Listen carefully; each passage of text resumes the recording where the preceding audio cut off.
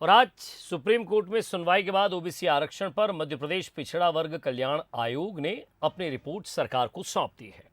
पिछड़ा वर्ग आयोग की रिपोर्ट सार्वजनिक करते हुए सरकार ने कहा है कि प्रदेश में 48% मतदाता पिछड़ा वर्ग के हैं।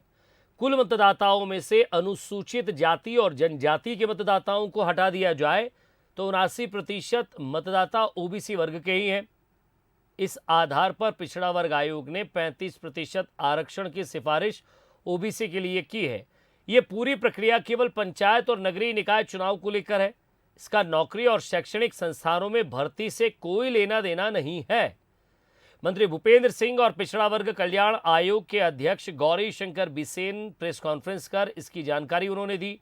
आपको बता दें कि मध्य प्रदेश सरकार ओबीसी को 27% आरक्षण देना चाहती है। अब आयोग की नई रिपोर्ट को सुप्रीम कोर्ट में 6 मई यानी कि कल दोपहर 2 बजे पेश किया जाएगा।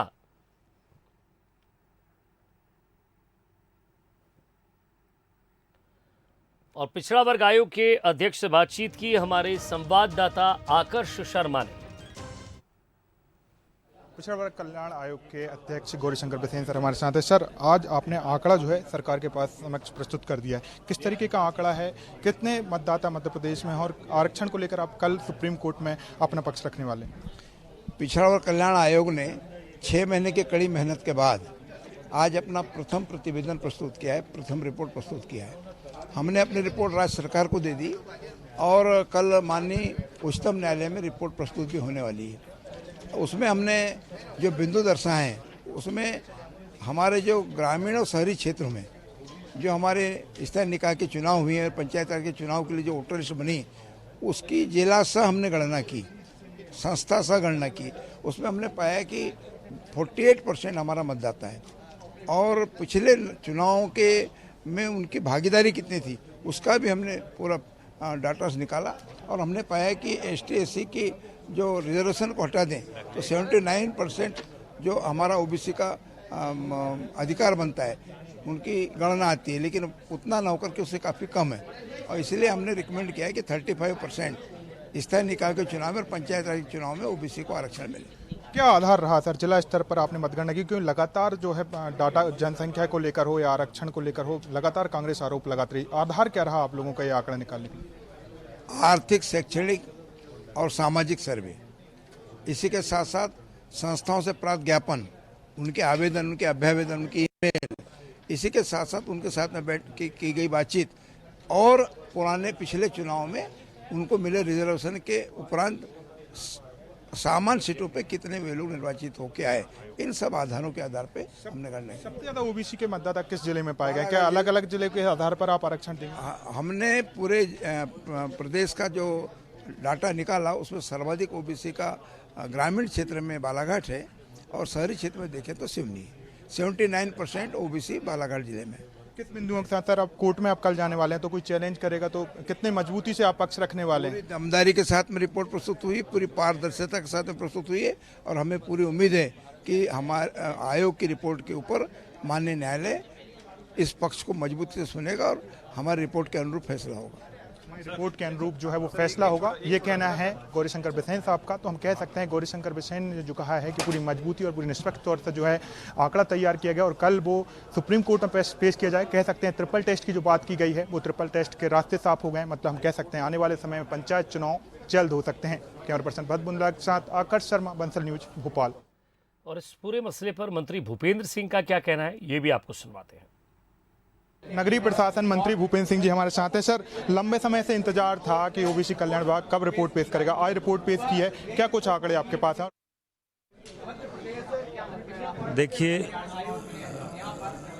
माननीय मुख्यमंत्री जी के द्वारा पिछड़ा वर्ग कल्याण आयोग बनाया गया, उसको संवैधानिक आयोग का दर्जा दिया गया और पिछड़ा वर्ग कल्याण आयोग ने आज अपनी जो रिपोर्ट प्रस्तुत की है उस रिपोर्ट में ये माना है कि मध्य प्रदेश में ओबीसी के मतदाता 48% हैं और उन्होंने ये रिकमेंडेशन की है कि पंचायत के चुनाव और नगरीय निकाय के चुनाव इसमें 35% का आरक्षण दिया जाए।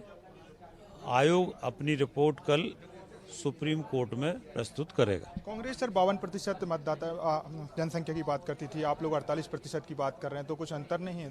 देखिए, जनसंख्या 57% है, कांग्रेस गलत कह रही है, और मतदाता 48% हम लोग कह रहे हैं, 48% मतदाता कह रहे हैं, तो संख्या 57% है, मतदाता 48% है, और पिछड़ा वर्ग कल्याण आयोग ने 35% पंचायत और नगरीय निकाय के चुनाव में आरक्षण की अनुशंसा की। ट्रिपल टेस्ट पूरे हो चुके हैं सर, अब सुप्रीम कोर्ट में आप जाएंगे तो आपको लगता है अब स्थिति स्पष्ट है चुनाव को लेकर?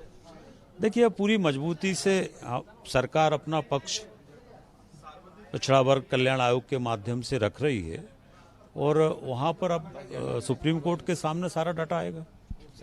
तो सरकार जो है मजबूती के साथ अपना पक्ष जो है सुप्रीम कोर्ट में रखेगी, और उसके बाद सुप्रीम कोर्ट ही है जो आने वाले समय पंचायत चुनाव कब कराने हैं उसका फैसला करेगी। लेकिन ये जरूर कह सकते हैं ट्रिपल टेस्ट को लेकर जो सरकार से कहा गया था, निर्देश दिए गए थे, उसको पिछड़ा वर्ग कल्याण आयोग ने जरूर पूरा करके सरकार के पास रिपोर्ट सौंप दिया, और वो कल रिपोर्ट सुप्रीम कोर्ट के पास भेजी जाएगी। कैमरा पर्सन भरत बुंदेला के साथ आकर्ष शर्मा, बंसल न्यूज, भोपाल। और ज़्यादा बातचीत के लिए हमारे संवाददाता आकर्ष शर्मा हमारे साथ जुड़ गए। आकर्ष, एक बड़ी और विस्तृत रिपोर्ट तैयार की है ओबीसी को लेकर, कल सुप्रीम कोर्ट में इसी से वो चाहेगी आगे की इस रिपोर्ट को रखा जाए और आगे बढ़ा जाए। जी विजय जी, आपने सही कहा कि जिस तरीके से हमने देखा सुप्रीम कोर्ट ने स्पष्ट कर दिया था कि मध्य प्रदेश में यदि आपको नगरीय निकाय और पंचायत चुनाव कराने हैं तो आपको ट्रिपल टेस्ट पूरा करना होगा, और ट्रिपल टेस्ट को लेकर हम कहें तो लंबा इंतजार करना पड़ा है मध्य प्रदेश को। और सुप्रीम कोर्ट में जिस तरीके से सुनवाई चल रही थी, इंतजार इसी चीज़ का था कि सरकार कब रिपोर्ट सौंपेगी, और आज जो है पिछड़ा वर्ग कल्याण आयोग ने रिपोर्ट सौंप दी है। आंकड़ों की बात करें, ट्रिपल टेस्ट की बात करें, तो सबसे पहले ट्रिपल टेस्ट की बात की जाती है कि आपके प्रदेश में ओबीसी की कितनी जनसंख्या है और कितने मतदाता हैं, और उनमें से दूसरी बात, उनमें से आपको कितने मतदाताओं को आरक्षण देना है, और तीसरा कि आपके यहाँ पर एक निष्पक्ष आयोग हो ओबीसी को लेकर। तो तीनों चीज़ हो चुकी है, मध्य प्रदेश में निष्पक्ष आयोग है, और उसी के द्वारा जो है ट्रिपल टेस्ट किए गए हैं। ओबीसी को कितने मतदाता हैं, ओबीसी में कितनी जनसंख्या है, और कितने प्रतिशत आप उन मतदाताओं को आरक्षण देना चाहते हैं। सरकार लगातार कहती रही है कि 27% आरक्षण ओबीसी को देने के लिए वो कटिबद्ध है, सरकार देना चाहती है। लेकिन ओबीसी वर्ग कल्याण आयोग ने जब पूरी रिपोर्ट तैयार की तो उन्होंने कहा है कि 35% आरक्षण की ओबीसी को जरूरत है, और यही कारण है कि सिफारिश सरकार से की गई है, और यही की यही रिपोर्ट सुप्रीम कोर्ट में कल पेश की जाएगी। इसको लेकर कल्याण आयोग के अध्यक्ष गौरीशंकर बिसेन से भी मैंने बात की, तो उन्होंने कहा जिला स्तर पर हमने रिपोर्ट तैयार की है। ग्रामीण क्षेत्र की बात करें तो मंडला में सबसे ज़्यादा ओबीसी वर्ग के लोग रहते हैं। सिवनी में, शहरी क्षेत्र में सिवनी ऐसा जिला है जहाँ पर सबसे ज़्यादा 70% से ज़्यादा ओबीसी वर्ग के लोग रहते हैं। तो जिला स्तर पर सघनता से ये पूरी रिपोर्ट तैयार की गई है। इसी के आधार पर सुप्रीम कोर्ट में कल सरकार अपना पक्ष रखेगी। हम कह सकते हैं कि महाराष्ट्र सरकार की बात करें, अरुण गवली वर्सेस महाराष्ट्र सरकार के केस के कारण ये ओबीसी का मामला अटका था। अब महाराष्ट्र का फैसला जरूर आ चुका है, लेकिन अब मध्य प्रदेश का भी हम कह सकते हैं कल जब सुप्रीम कोर्ट में मध्य प्रदेश सरकार अपना पक्ष रखेगी तो हम कह सकते हैं कि कल सुप्रीम कोर्ट जो है एक बड़ा फैसला इस रिपोर्ट के आने के बाद सुना सकती है। विजय जी। जी, शुक्रिया आकर्ष, इस तमाम बातचीत के लिए। नजर आएगी हमारे भी सुप्रीम कोर्ट के उस फैसले पर, लगातार आपको अपडेट देते रहेंगे। बहुत बहुत शुक्रिया आकर्ष, इस तमाम बातचीत के लिए।